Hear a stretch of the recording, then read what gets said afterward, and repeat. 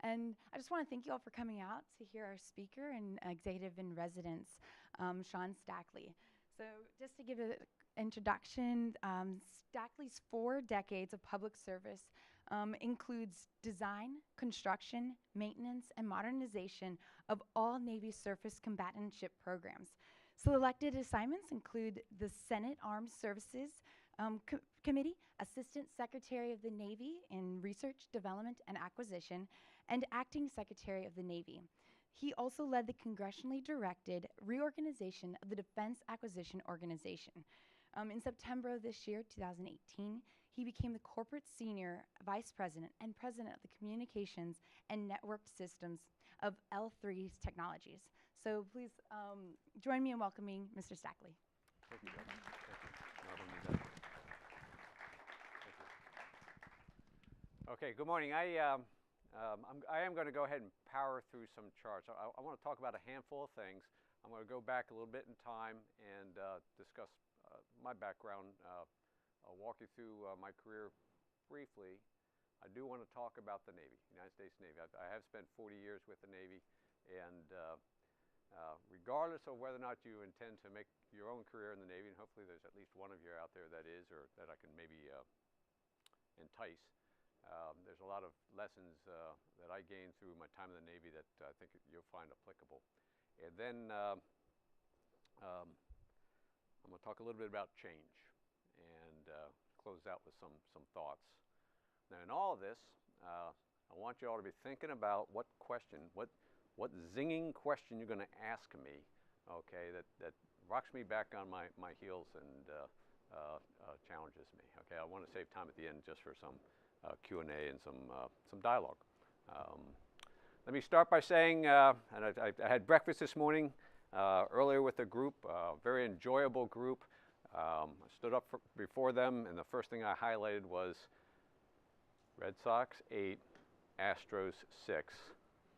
Okay, and if you're a Red Sox fan, then it was worth staying up till 1 o'clock in the morning. If you're an Astros fan, you're not happy today.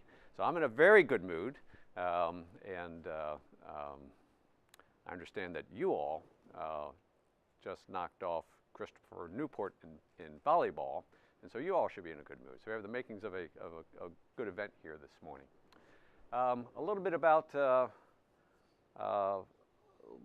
my background. I grew up in Baltimore, went to the Naval Academy, spent 4 years there, and then left the academy, went to sea. Went to sea where I served positions in what's called damage control and combat systems and anti-submarine warfare. And ultimately, what I did was, after getting that experience, went back to school. I went back to MIT to get called continuing education, get my graduate degree, a couple of more engineering degrees to set me up for a career in what's called engineering duty. And for me, engineering duty is about designing and building ships. It was my passion. I loved it. Frankly, when I left the Naval Academy, I thought, well, what I'd like to do is design ships. I started down that career path, and after a little bit of time in designing ships, I actually got the opportunity to build them. And it's like, holy Toledo, I had no idea. I loved building ships. And one thing led to another. Went back to the fleet in terms of maintenance and modernization. And then it got to a point in my career where it was production across multiple shipyards and getting the opportunity to run major shipbuilding programs, which I describe it as when you walk into a shipyard, you start at one end of the shipyard and you got raw material showing up. You got pipe, you got cable, you got sheet metal, you got some equipment boxes. As you work through the process, at the other end, you have a ship fully manned, equipped, sailing away to go the other side of the world to serve the nation. It's just a extremely gratifying and extremely complex operation that motivated me. So I did that. I did the program management thing, which is not just the construction, but you manage the finances and you manage the supply chain, you manage the workforce, you basically have end to end. Now, why do I mention that? I mention that because up to that point in time, all I wanted to do was engineering. I wanted to be the world's best engineer. I wanted to design. And I went back to school to learn more engineering. And I studied equations up one side, down the other, because I thought that in my career I'd be doing fluid dynamics. Well, that's all important to know. But you get to a point in your career where what you really do is you manage people. You understand what your goals and objectives are, and you manage a large workforce of people. And so while it's important to understand what they do, if you're going to succeed, what you really have got to do is be good at managing people. And it's not just engineering. Engineering is what you do early in your career, but when you get more senior, you're managing money, and it's not your money. In my case, it was the taxpayers' money. And you're dealing with an industry that has to make a profit. And so you have to understand what drives them, what motivates them, what's going to force their behaviors, because you're going to have to get their behaviors to support your goals. So you got to understand how profit motivates industry, and it all gets done across a contract, so you better be good at contracting. And you've got a large workforce that you have to take care of, so you better understand human resources, and on and on and on. And so while I had spent a lot of time learning engineering, as I got more senior, I realized I need a broader skill set to do the job I'm doing. So I went back to school. And since then, I've been continually going back to school to learn to fill the gaps.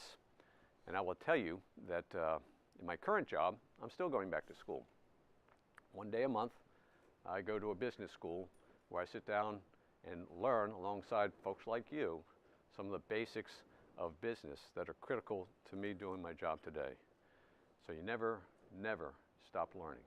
And I will tell you that one day a month that I'm back at school, I look forward to it the other 29 days of the month. Okay, it's a tremendous environment. It's when you're at university, it is probably, and don't take this wrong, it is probably the last time in your life where all of your time and energy is about you. It's about you. Your time and energy, whether it's in class, whether it's studying, whether it's doing a job on or off the campus to earn some money, whether it's going to the gym and working out, whether it's going to a concert. The reality is that I can say this from experience. Right now, unlike any other time the rest of your life, your time is all about you. And that's a great thing. And so the key becomes make the best of it. Make the best of the time that you've got here. Don't let all the great opportunities that this university has to offer, don't let them slip through your fingers, because after you leave, you're going to miss it. You're going to miss it. And so let me talk a little bit about my time at college.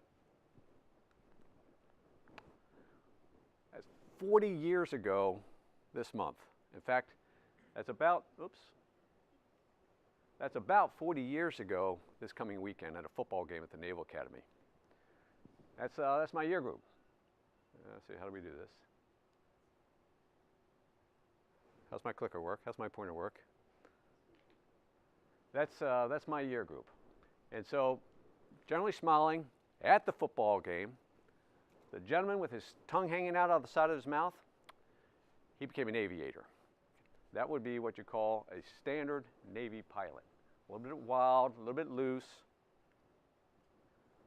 Gentlemen that are fuzzy, they went nuclear power. That's their culture. A little bit fuzzy, a little bit straight. But what you really see here is a group of 21-year-olds at the time making the most of the time that they had together as a group. The friends that I made at the academy, they're lifelong friends. To this day, this weekend I'm going to the next weekend I'm going to the Navy Notre Dame game, and we're all getting back together at a tailgater out there. Lifelong friends. And throughout my life, all the ups and downs, no matter what, when we got back together again, it was the best of times. And when times were tough, I reached out to these guys and they helped out. And when times were good, I shared the good times with them. I say that if that's the only thing that you walk away with from today, okay, then this has been worth my time, and I guarantee it's worth your time. The friends that you make here at university, lifelong friends, hold on to them, and the day after you leave, continue to nourish those friendships. You're going to go in different directions. We went all over the world. We went thousands of miles away from each other. We didn't have the internet. We didn't have email. We actually had to write a letter to each other to keep in contact, and 3 weeks later, you get a response back. All right, but we did whatever it took to maintain those relationships because they were so critical to us. So I urge you, look left, look right. You're going to graduate soon. When you leave here, hold on to the friendships that you have made here. So at the Academy, this is literally what our parents thought we were doing. We're out there sailing the 7 seas. This is what our friends thought we were doing. We were just out there sailing the Chesapeake Bay. This is what we thought we'd be doing, okay? That was about 40 years ago, okay? Different images in terms of where we were going, what we were doing. That's what we did. It's a ship at sea, okay? That's a pretty tough time. I've been in seas just like that. The seas crashing over the bow, the ship tossing and turning. You're thousands of miles away from land. You're hoping that your communication systems stay up. You're hoping that your generators stay up. You're hoping that your main propulsion engines stay up because you're all alone out there. You're all alone out there. Now, the reality is that our years at college and the training that we took after we left school prepared us for this, So whether you're going to the Navy, whether you're going into business in corporate America, whether you're going to leave here and go do charitable work in a third world country, the time you have here is the time that you spend to prepare yourself for what comes next. Make sure you know what you want to do, have a good idea of where you're going, and use this time here, which is frankly all about you, is the way it should be. Use this time here to prepare for what comes next. I thought I'd spend a little time talking about the Navy. Okay, so this would be the unpaid advertisement about what your Navy does for you. One thing I've realized is in my years that most people in America, they generally know we have a Navy. They know the Navy is at sea. Every now and then the Navy's in the press and they might see a headline. But unless your father or mother or brother or sister or uncle was in the Navy and shares some stories, you probably don't know much more than that. So I'm going to give you a quick around the world tour to describe for you what your Navy is doing today. And the way I describe it is the Navy is everywhere the waters reach and 100 miles inland. Your Navy Marine Corps team. First is the mission, okay? I'm in industry now. I spent a couple of weeks at a leadership offsite with teams to talk about mission. So even in industry, you have to define what is your mission. And I would urge you all to think about what's your mission. This is the former Secretary of Defense Ash Carter, who is now, by the way, gone back to university, which is, he's up at Harvard, giving back to the students. And that right there, he stated it, and I couldn't have stated it any better. There should be no mistake. The United States will fly, sail, and operate wherever international law allows. That's our mission. Our mission is to protect the nation. Our mission is to protect our friends and allies around the world. Our mission is to protect the free commerce and trade, 95% of which goes across the ocean. That's our mission. And in order to accomplish that mission, we have to have highly qualified people. We have to have the best equipment in the world, and we have to have a nation that provides the backing and support that we need. So where are we? We're in the North Atlantic. This is one of our attack submarines getting ready to submerge in the North Atlantic. We're in the Baltic. This rotational force that's in the Baltic right now, it's a bit of a hotbed with an aggressive Russia to the east. Okay, so we're in the Baltic showing presence to give support to our friends and allies. We're in the Mediterranean. We've been in the Mediterranean since the Second World War. We will maintain a presence in the Mediterranean for its strategic importance and also, again, our friends and allies in the Mediterranean. We're in the Black Sea. This is a show of force in the Black Sea. Again, Russia, bit aggressive. Russia, challenges in terms of Crimea. Turkey, a little bit some challenges associated with Turkey's, call it stability. So we're in the Black Sea, show of force, show of the flag, diplomacy, to let everybody know that we're there to support. We're in Northern Africa.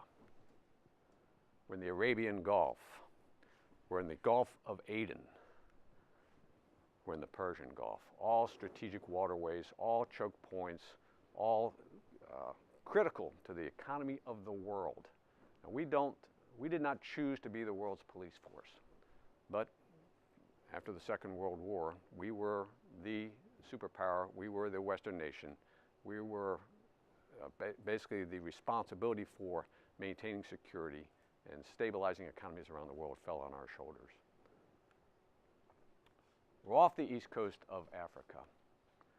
We're in the Indian Ocean, operating with our friends and allies. We're in the South China Sea,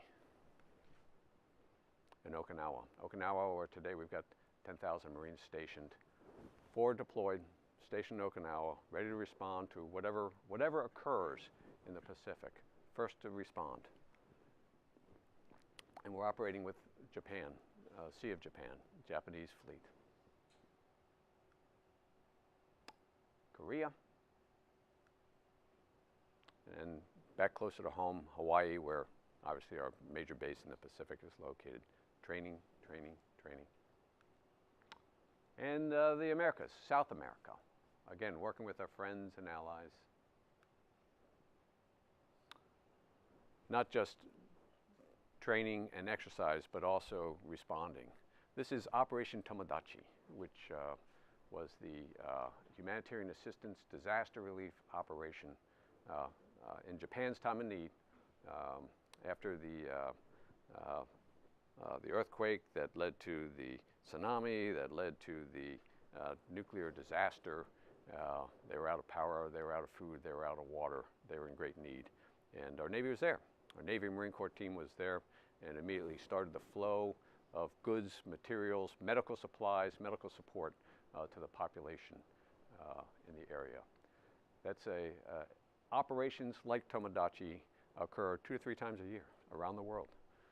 Wherever there's a natural disaster, our fleet is close by, our Marines are ready to move ashore, and our nation responds. We're under the ice. This is the Sea Wolf. This is at the North Pole. We operate regularly underneath of the ice. We're in the depths of space. This is Heidi Piper, Heidi Stephanician Piper. I went to school with her at MIT. She was not in the Navy. She was a material scientist at MIT. We took some classes together. She got interested in the Navy. She ended up marrying one of the other Navy students at MIT, became a diver. She was a Navy diver. And then at a point in her career, she had the opportunity to go astronaut. So she went from being a diver to being an astronaut, and then had the opportunity to go on some missions at the International Space Station. And we're at the bottom of the sea. We do have a very strong diving fleet, diving force. So we're wherever the waters reach, we're in the depth of space, we're under the ice, we're at the seabed, we're in the air. That's your quick, unpaid advertisement for Navy and Marine Corps team.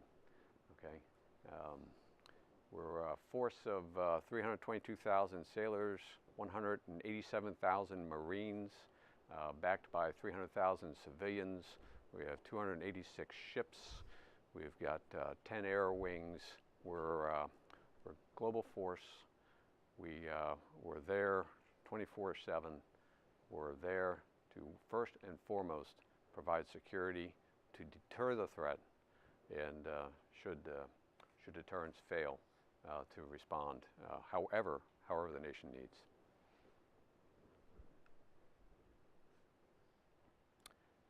And sometimes we get home, and that's that's what it's all about. It is about family. It is about what I call what's worth living for and what's worth dying for. And it's a noble purpose and a noble mission. but not the only noble purpose and noble mission, and I'm going to want to talk about that a little bit. And understand this is you all's homecoming. Is it Saturday or is it last Saturday? This coming Saturday. What's the big event for homecoming here? Yeah, tailgate. Is it tailgate before an event or is it just tailgate? Soccer game, there we go. Soccer game with a tailgate, all right. Okay, so what I'd like to talk about is I'm going to walk you through 40 years. So I started with 1978, me sitting kind of like you all at something like a homecoming game. We did tailgate too. I'm going to walk you through 40 years real quick, all right? One slide's going to cover 40 years. All right.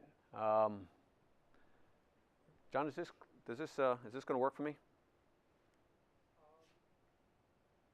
I answered my own question. All right, 40 years ago. 40 years ago, I graduated. The President of the United States was Jimmy Carter. I thought pretty cool. Jimmy Carter went to the same school I did. He's going to take good care of the Navy.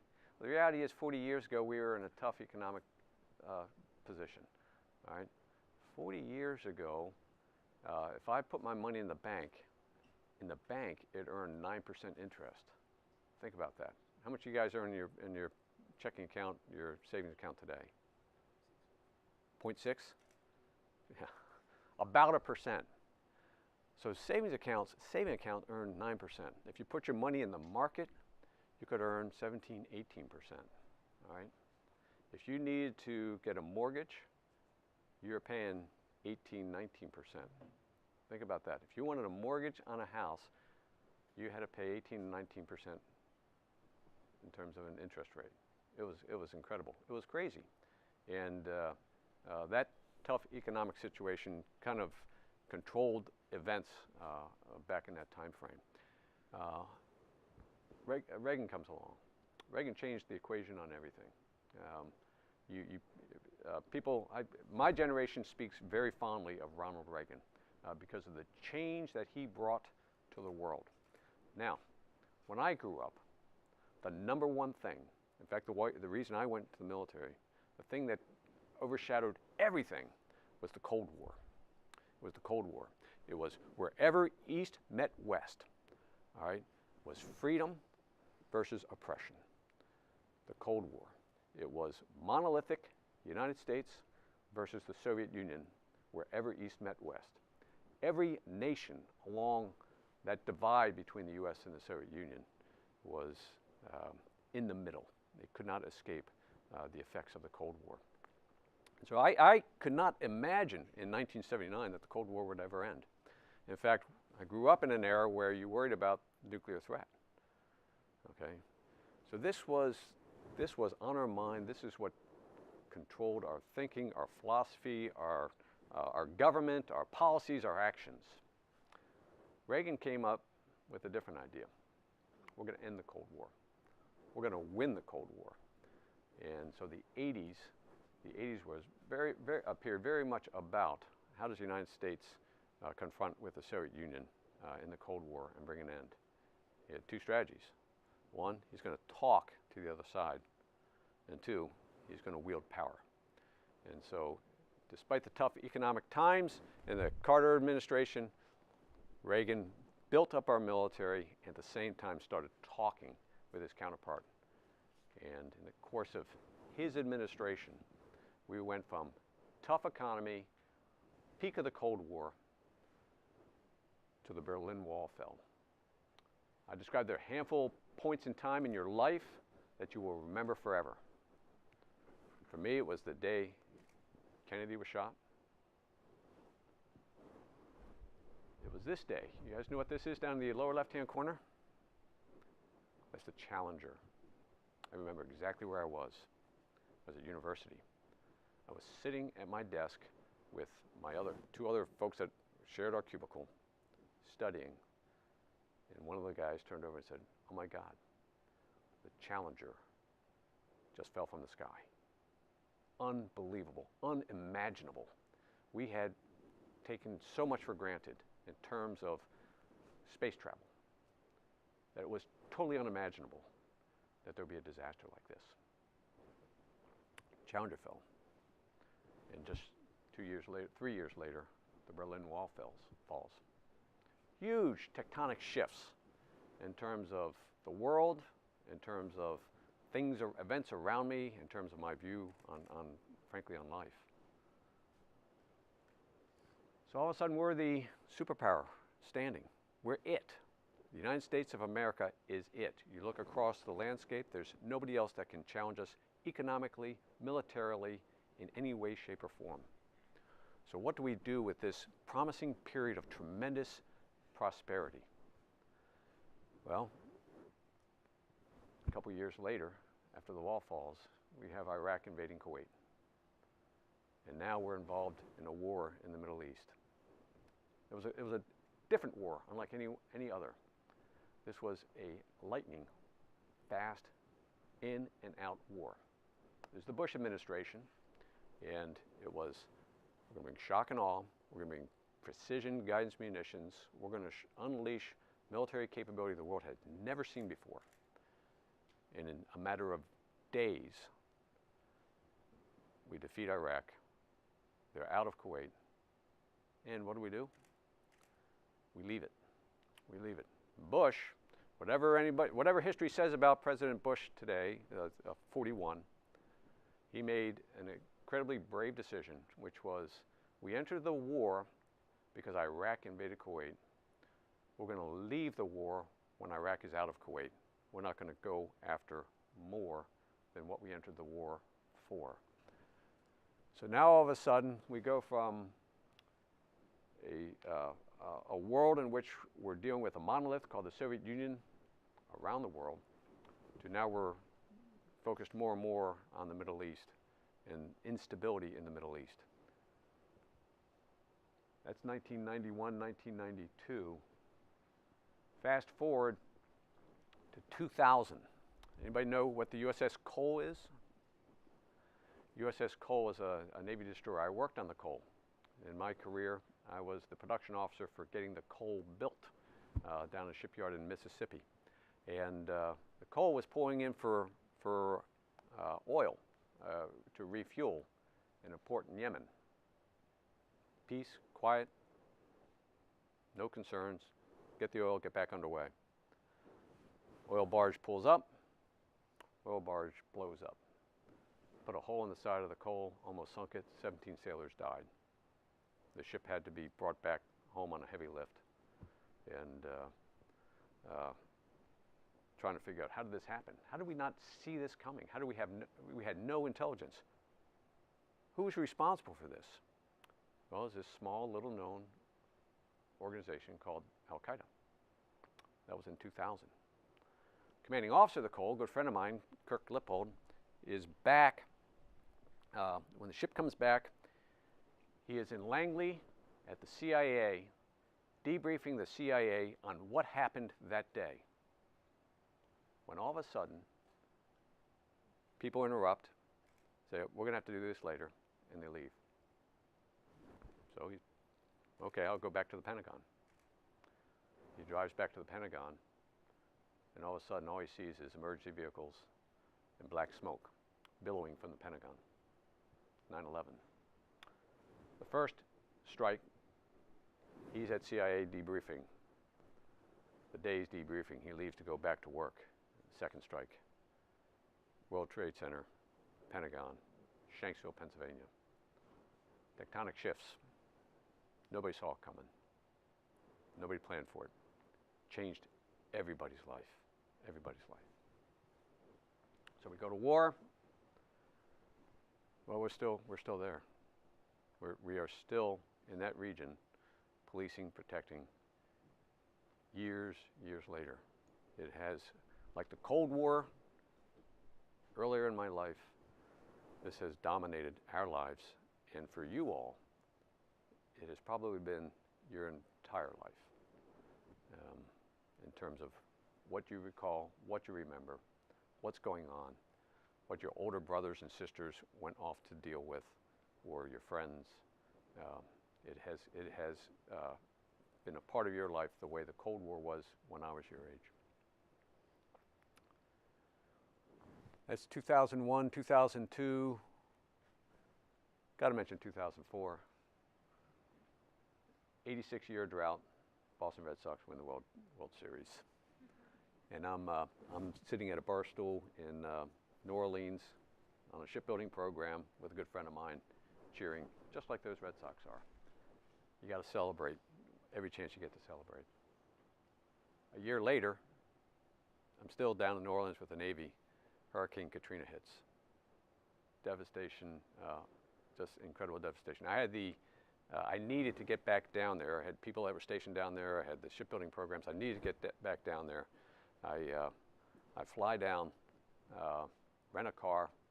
I don't fly to New Orleans. I fly down to Memphis, rent a car to get to the area, which is devastated. The one thing that I had to bring was satellite telephones, because this is a week after the hurricane. There's no communications, none. People can't find each other. Nobody understands what's going on down there. No communications. I got a box load of satellite phones, some food, and a rental car, and I'm watching my gas closely because you can't get gas. Changed the world, changed my world. I worked with the folks down there. That was my career at the time. Changed life down there, at least for a generation. Katrina hits. Nobody could predict it. Everybody's got to deal with it. 2008, the collapse. Does anybody remember the financial collapse of 2008? I guarantee you every homeowner remembers it, okay? It was, it was the biggest financial collapse in my life. People like to compare it to the Great Depression, but in a generation, these happen. These happen. And for me, it was an important lesson in terms of financial management. You had to be prepared for the ups and downs that go with the economy. It's very cyclical. You can't predict it exactly, otherwise, everybody would make with the up and down. You can't predict it. You just have to be prepared. That the world changes in many ways. Sometimes it's the climate, sometimes it's politics, sometimes it's the economy. You got to be prepared for that. And I spent a lot of time explaining to my kids, who are all now in their 20s and 30s, about invest for the long term. Don't plan on the short term. Have a backup plan. 2009, President Obama's inaugurated. Historic day. Historic day. I had the opportunity to be one of throngs down on the National Mall for the inauguration. It was a proud to be an American day. I grew up in an era, tough era for African Americans. I grew up in a tough city. I grew up where there were riots. I remember the day that Martin Luther King was shot, and tough. Now, I'm not saying that it isn't still tough, but I am saying I was very proud that despite our history, that we were able to elect an African American to be president and give him the support that he needed and he deserved to run our country for 8 years. And then move a little bit further forward, we are still at war. We're still at war. We have troops in Afghanistan, we have troops in Iraq, and now we're dealing with civil war in Syria. Civil war in Syria, devastation. I mean, you can't look at the photographs, you can't read the stories without feeling heartbroken about what's going on there. And this is tough for the nation to wrestle with in terms of what's our role. What's our role? Russia's on the other side. Russia's on the other side in terms of their role. So we do have challenges, we do have responsibilities when it comes to taking care of people around the world. It's tough financially, it's tough logistically, it's tough politically, okay, but as Americans, we take it on as a responsibility. And there's always going to be some tension, some friction in terms of how far we go.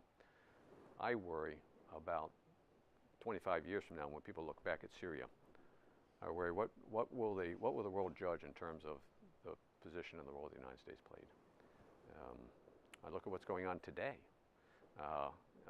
with these Saudi journalists Every day in the news now, we're tracking what's going on, and you see the public debate. It's just one man.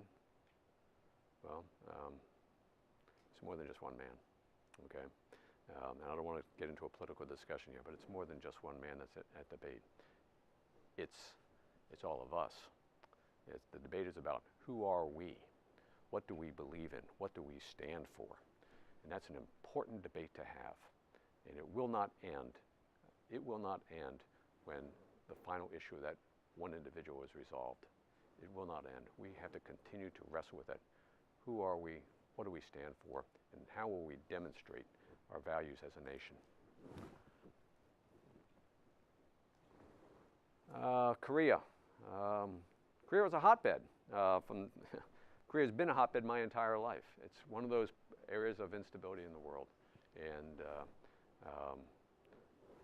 I'll be honest, my last year or two in the Navy, dealing with the threat that North Korea, a rather unstable individual running that country, the threat that they pose to Americans, that kept me up at night.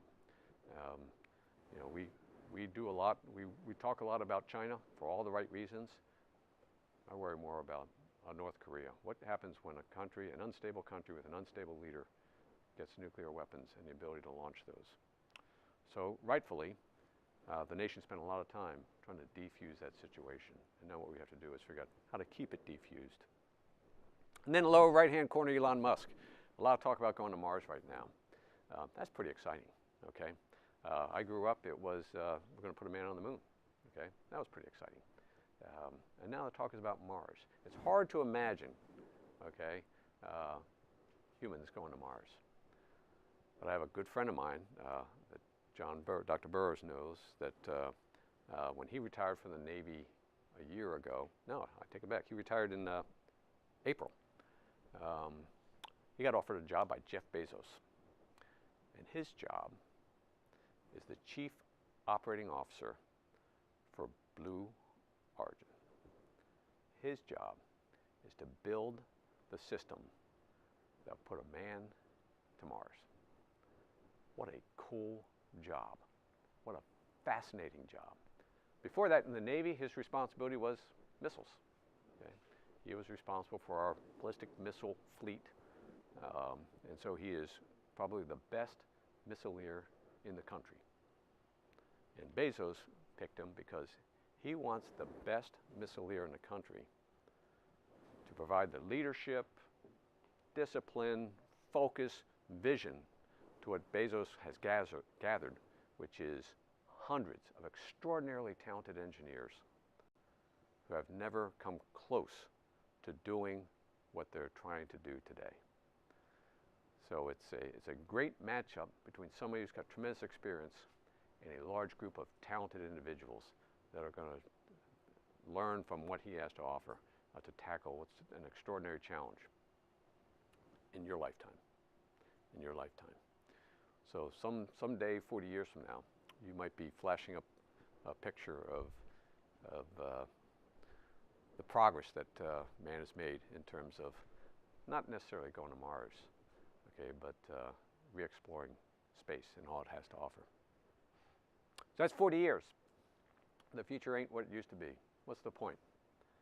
1978, when I sat in those stands, watching that football game, thinking about my graduation, what I thought about was going to sea and going head-to-head against the Soviet Union. I thought about the fact that interest rates were, hey, I can put my money in the bank, get 9%. That's great. And so I put my money in the bank, not realizing that I will never be able to buy a house as long as interest rates are that high. So while it was great in terms of saving money, I couldn't buy a house when the interest rates, mortgage interest rates were 18%. So I didn't understand economic things at that time. And I had no idea that this Cold War that I thought would last forever would end fairly early in my career, that the wall would fall just 10 years after I graduated.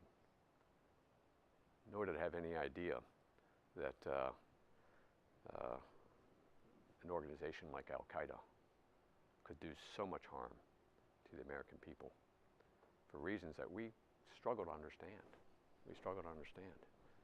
But it's changed my life entirely, and it's shaped your life entirely. And I didn't appreciate the wild swings that the economy would take and how it would affect me personally and professionally. It affected me in terms of taking care of my family, and professionally, those wild swings in the economy, they impact our ability to support our nation's defense, because the taxpayer has to pay for that support. And I didn't appreciate that as good as we think we are, we could have a Challenger disaster. That touched everybody. That touched everybody deeply, okay? But we rebound. Decades later, we are talking about going to Mars. Decades later, we are launching new vehicles in space, okay? We rebound, which is what I think is the most beautiful thing about America. It is self-healing. It's a self-healing country, all right? We do go too far to the left sometimes. We do go too far to the right sometimes, but we eventually come back to the middle, okay? Which is, I think, the beauty of the system that the Founding Fathers has given us, okay? Self-healing, correcting, righting, but there's some pain along the way. There's some pain along the way. Okay, what do I got left here? I'm going to give you some just closing thoughts, okay? Tough times. I've had nothing but tough times. I tell people in the Navy that if you're going to be the most powerful nation in the world, every day is going to be tough. You don't get a day off.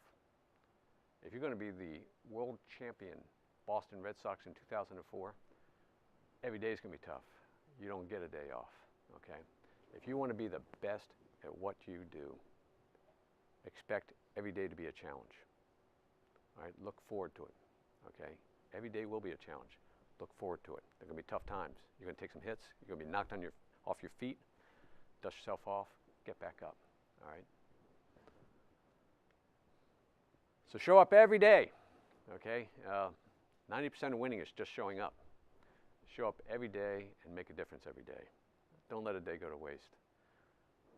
Your time is your absolute most precious resource, your time. I struggle with the notion that all men are created equal. Look around. We aren't all created equal. Okay, what did God do to us? I don't want to get religious here. What is it, though, that we all have that nobody has a greater advantage? It's our time. Nobody has more time than another. 24 hours in a day is equal for everybody. So take care. Make sure that you are protecting the time that you've got, whether it means going to a picnic, going to a ball game, going to work. Just don't let your time go to waste. It's the most precious resource you've got.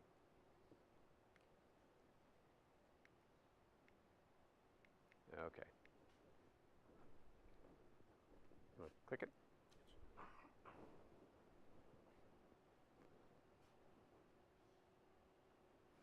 Emergency alert system. This is a test of the UMW emergency alert system. Is it really? It was. Yeah. So it was a test. Okay. Yeah, it was a test. Okay. All right, we passed the test. Okay, take risks. All right, I'm a firm believer in this. John and I spent a lot of time together in the Department of the Navy. The Navy got to the point where we were risk averse. People were afraid to take a risk. Well, the reality is if you're not willing to take a risk, you're not going to go anywhere, okay? If you want to advance, you got to be willing to take risks. You got to recognize that sometimes you're going to fail, learn from the failure, take a risk, make mistakes. Now, I will tell you, tolerance for mistakes is much higher earlier in your career, all right? And you learn much more by taking risks, making mistakes early in your career. So don't hesitate to go ahead and take on some challenges that you may or may not think that you're equipped for. Learn from your mistakes. Anybody here know who Ernest Shackleton is? Sir Ernest Shackleton. Okay, he made one of the most fascinating expeditions in the history of man.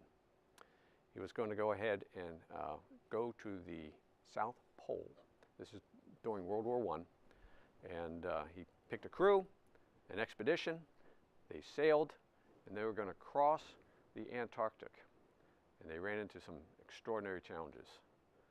Just their ship got icebound. They ran low, out of food. They were isolated. Winter set in.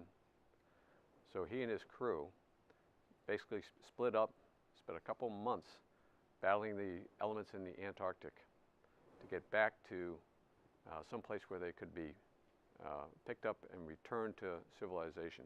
It's a fascinating story. Look up Ernest Shackleton, Google him, find a book on him. But the key that I want to pass on was he didn't do this just once. He went on a couple of Antarctic journeys. And when it came time to come up with a crew for the second one, he posted that simple note right there. Men wanted. Hazardous journey, small wages, bitter cold, long months of complete darkness, constant danger, safe return doubtful, honor and recognition in case of success. He posted that. And every one of his crew members signed back up to sail with him. Okay, they put their life at risk, and everything that he put in that advertisement proved to be true. Okay, it was not one of those cruises that you saw on one of those earlier slides that I put up there from a time at the Naval Academy. It was tough, and it was all about leadership. He took risks, they made mistakes, and the world learned from them. Face the music, okay? There are going to be some times when you were late, you missed something, you forgot something, something fell between the cracks, you showed up with 80% and 100% was needed. Face the music. I've had plenty of people who worked with for me, and frankly myself included, when everybody, nobody bats 1,000%. When you fall short, face the music. Stand up, acknowledge, whatever comes, take it. And I guarantee you, you will earn incredible credit from whomever you're working for, whomever your boss is, whomever your mentor is, okay? Because the integrity and the credibility that you show by facing the music earns you far more than checking off another block by any other means. Face the music. Put people first. I start my meetings with my leadership team, and I end my meetings with the leadership team by describing job number one is taking care of our people. Ultimately, whatever you do, whatever you choose to do, ultimately you're going to be relying on working with people, working with them, and someday people working for you. And you're going to want 100%. You're going to want 100%. Somebody pointed out to me at some point in my career that, Stackley, if you work twice as hard, that means you're giving 2 man-years of effort. But if you have 10,000 people working for you, and you get them to work just 10% harder, well, that's 1,000 man-years, okay? Put your people first, they'll respond, they'll work harder, they'll give you more than you can possibly get by working alone harder.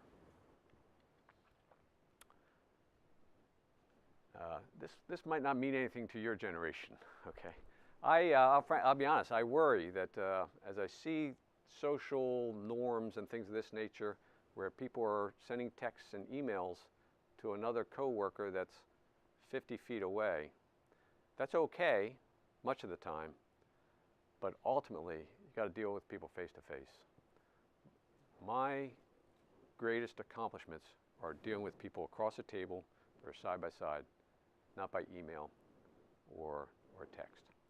And you build a relationship face to face that you don't build through the electronic media.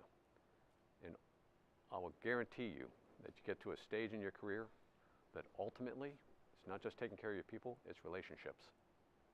And you build relationships face to face. You build relationships by going to their place. I've spent my career leaving my desk, leaving my stateroom, leaving my office, and going to whoever I needed to meet with. 1, I get exercise. 2, I get to see something different. And 3, I deliver a message. I deliver a message, which is I put a handout. It's simple, but solve problems over a cup of coffee. Go to their place, wherever it is, and build those relationships. Be passionate. Small fire creates little heat. Build a big fire, okay?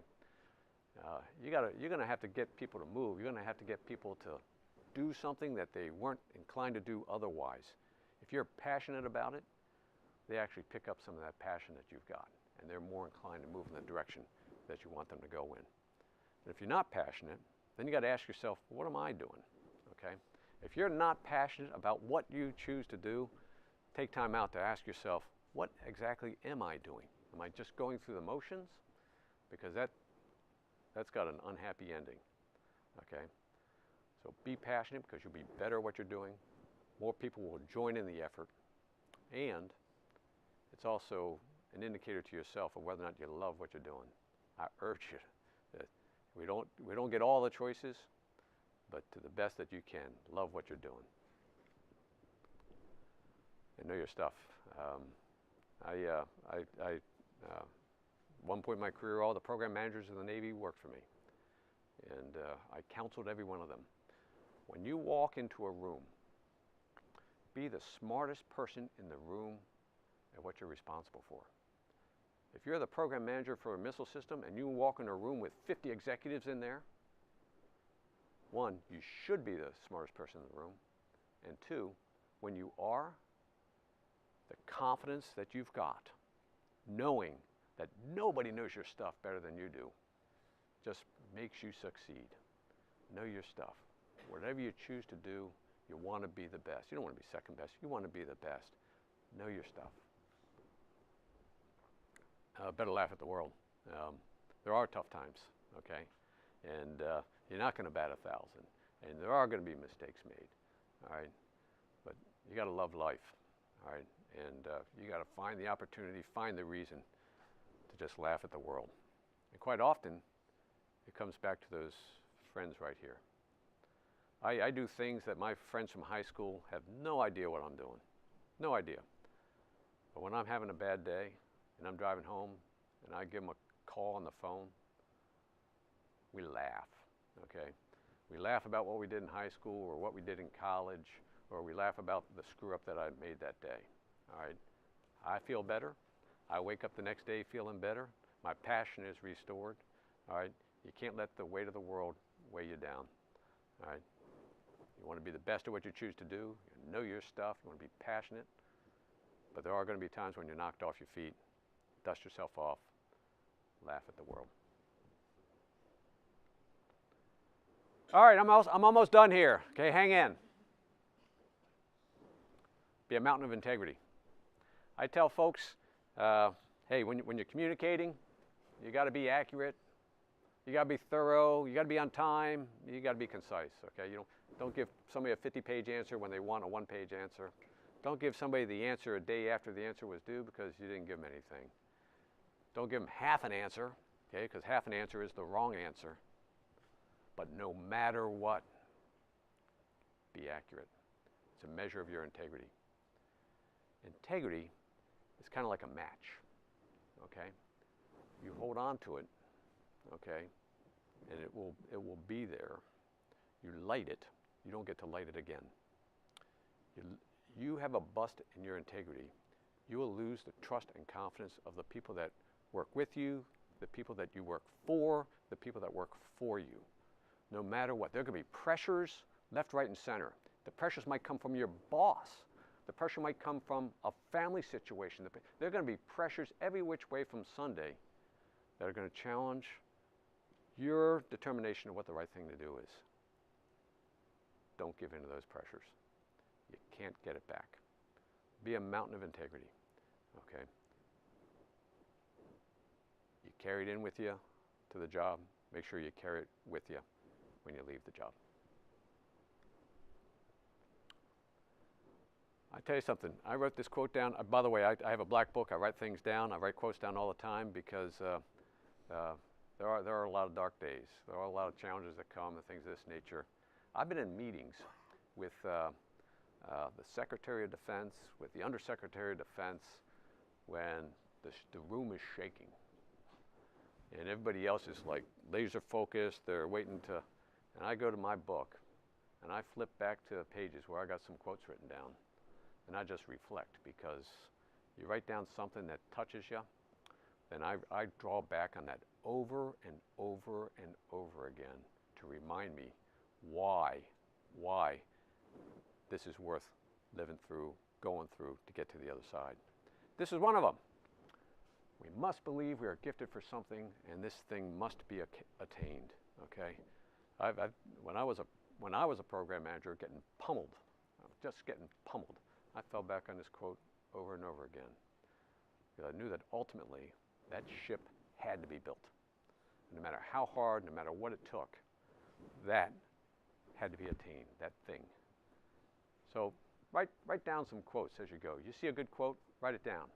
Put it in the back of your book. Put it on your iPhone. Put it where you can draw up on it. And then when you're in a meeting and somebody is just coming down on you, or it just feels like a dark day, flip to those quotes. Tune that out. Tune this in. Re-inspire yourself.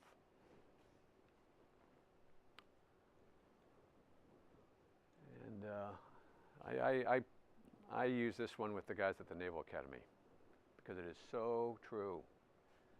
Anybody know who Chief Justice Earl Warren was? Famous for two things. Warren Commission, which was after Kennedy was assassinated. Right? But he broke the great segregation barriers in the 60s as the Chief Justice for the state of California. And he set the path for civil rights and equal opportunity in California. And then Kennedy decided he would be a good guy for the Supreme Court, and continued that. And he caught a lot of hell for it. He broke path with his predecessors, and he caught a lot of hell for it. And so when I go back and talk to the Naval Academy, I tell them, that's true for me too. Anything I ever did in my life is worthwhile, I caught hell for. And so I urge them, go out there and cause some hell. All right, cause some hell. You'll catch hell for breaking path, for doing what you believe is right. It's worth it. All right, that's the end of my PowerPoint. Hopefully that's given you all some time to think about some questions. I promised you at the beginning I'd make you ask some questions at the end. Nobody leaves this room until we have at least, how many, John? 3? 15. Okay. Let me turn it over to you all, please.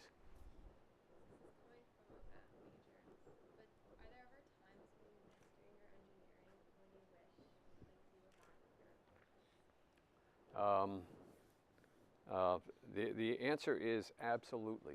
Okay. If my career ended up being a ship design guy until I retired, I'd have been just as happy. Okay. It's I was given a job at one point in my career where one of my mentors, the expression he used was, bloom where you are planted. Okay. In the military, you don't get to choose the field where you're planted all the time, but wherever you are, bloom there. Okay.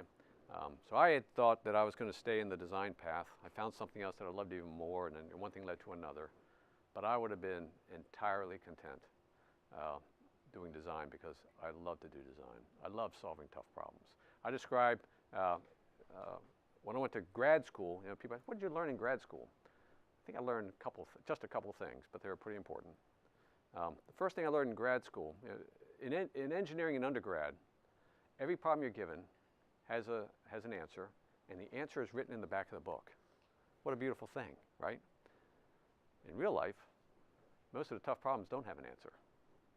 In grad school, what I learned was, when you're solving a tough problem, step one, see if a solution even exists. Okay? I spent a lot of time in my thesis, got to the end, it's like, holy Toledo, I picked a problem that can't be solved. That was a downer. But engineering, I would have been quite content staying in the field. it comes back to loving what you're doing and being the best at it. And so if you're a math major and you love solving those problems, keep at it, okay? Keep at it. Follow your passion, all right? By the way, mathematicians are a higher life form than most people, so you're on the right track. Yep. Okay, and it's not about, it's, you know, I talked to at breakfast this morning, pick something that you love, you enjoy, you're good at, makes you look forward to going to work every day. You're going to spend too much of your future life at work, okay, to not enjoy it, right? Okay. Please.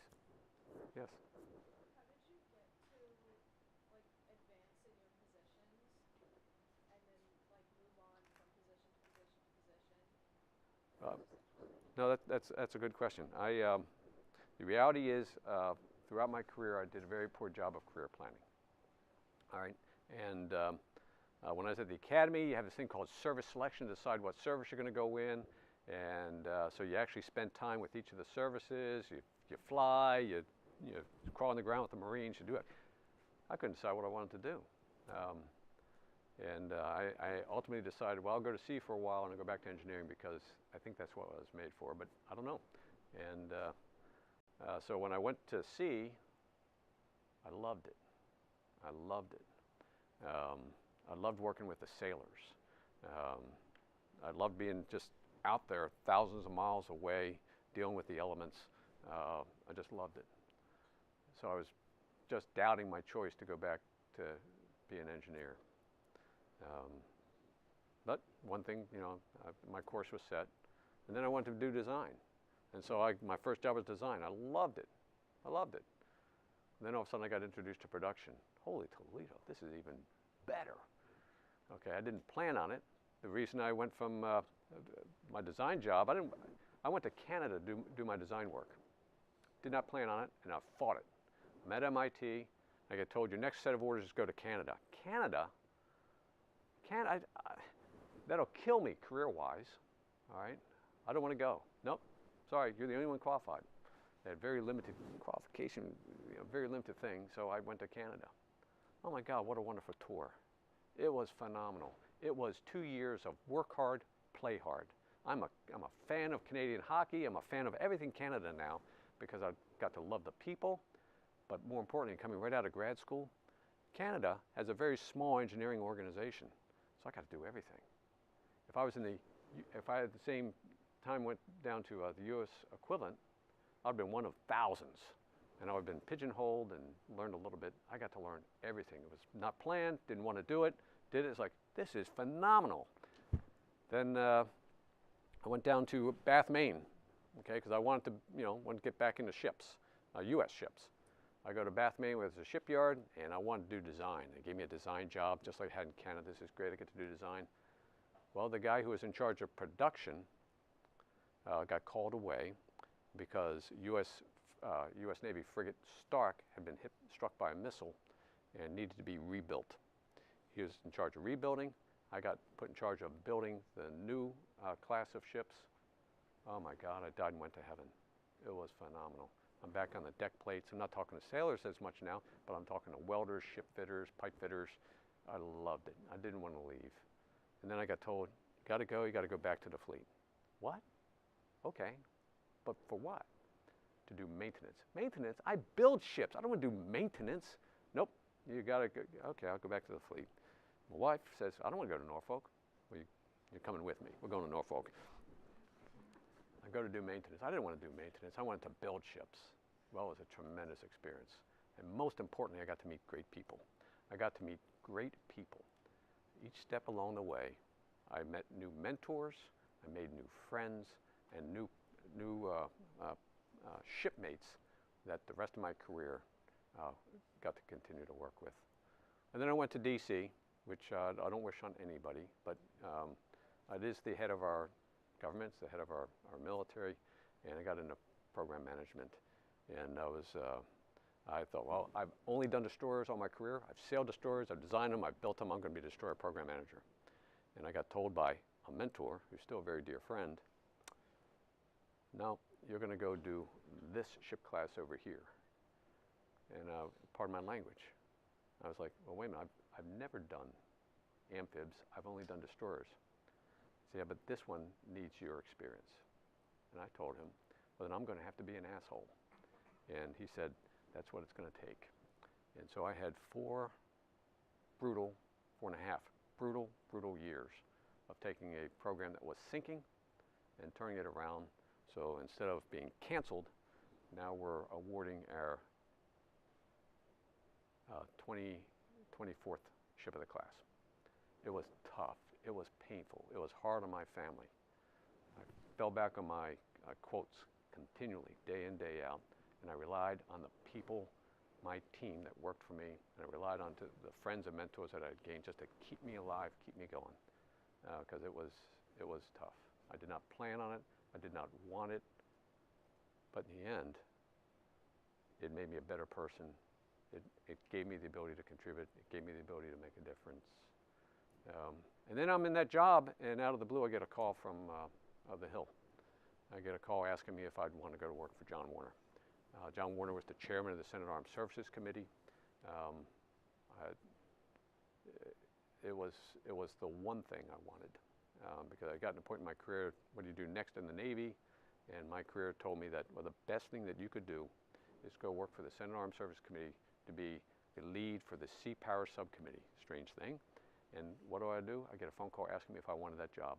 That's not a job you apply for. It's not a job to look to see if it's open. That's a job that I just kept in the back of my mind. And at a point in my career, I said, son of a gun, I couldn't believe it. So I took that job. And I wanted to do that the rest of my life. I loved working in the halls of our Congress. I loved working with the members. I loved working with the issues that they had to deal with, the politics, as tough as they were. I loved seeing the American system grapple with the tough challenges before us. It was a time of war. There were difficult issues. But I loved knowing that our system goes left, goes too far right, left, this sort of thing, but in the end comes back ultimately, sometimes painfully, to the right answer. So I wanted to stay the rest of my time, and then I got a call from the Pentagon asking if I wanted to take the assistant secretary job, and I told him no. I told the group at breakfast this morning, I said, look, if you put me in that job, I'm just going to go and break in China. I know how programs need to be run. I've been here in Congress where I've overseen the Navy's total budget. You put me in there, I'm going to be going making change here, change here, change here. It's awful late in administration to do that. They said, well, that's what we need. Next thing I know, I found myself in what I call the best job in the Pentagon, probably the best job, well, for a civilian in the Navy. And I loved it. And the key to success was good people. The key to success, I would tell you right now, your entire life, the key to success will be good people. You're not going to go it alone. And I had a great team. I had guys like John Burrow, and I had a complete staff, and my program managers, my executives. I just had good people that you give them some incredible challenges. They know it's meaningful, they're motivated, and they go tearing down walls to get it done. And last point, the acting secretary job. I thought I was prepared for that. I was not prepared for that. I had spent my entire life in a world where you dealt with budgets, and you dealt with technical issues, and you dealt with hardware, and you dealt with Secretary of the Navy job. Doesn't deal with any of that. Deals with people issues, and not easy people issues. Deals with the most difficult people issues that nobody else could solve. I was in job 1 week, and I had somebody bringing up to me the transgender policy for the Navy. I had no idea what the transgender policy was for the Navy, but all of a sudden it became the most important issue on my plate. I was not prepared for that. We had issues with sexual harassment. Okay, how do you solve that issue? You know, it's like, well, by God, that's the most important thing that we have to do, because we're a people organization. I wasn't prepared for that job, but by the time I left that job, I have such a greater appreciation for the criticality of taking care of every individual in the organization, because you let one fall through the cracks, then you've let the entire organization down. It's all about people. Okay? I don't know if that answered your question or not, but I didn't prepare for anything, so my guidance to everybody is don't worry about your next job. Worry about the job that you're in. Do the best the job that you're in. Go to work imagining that you're going to work that job till the day you die. And you do a good job, you don't have to worry about the next one. Okay? You will not have to worry about the next job. Focus on the job you're in. All right? Thank you, Secretary Stack. Okay, thanks, folks. Thank you, guys, for listening. Appreciate it. Thank you so much. Am I running late? No, we're right on time. Okay. Quarter till, so thank you. I mean, normally people run out of gas at the 20-minute mark. You filled it all the way up. Okay. All 75 minutes. I've got some water for you. We forgot Oh, to all get right. you some. All right. Excellent again. Yep, that was good seeing you again.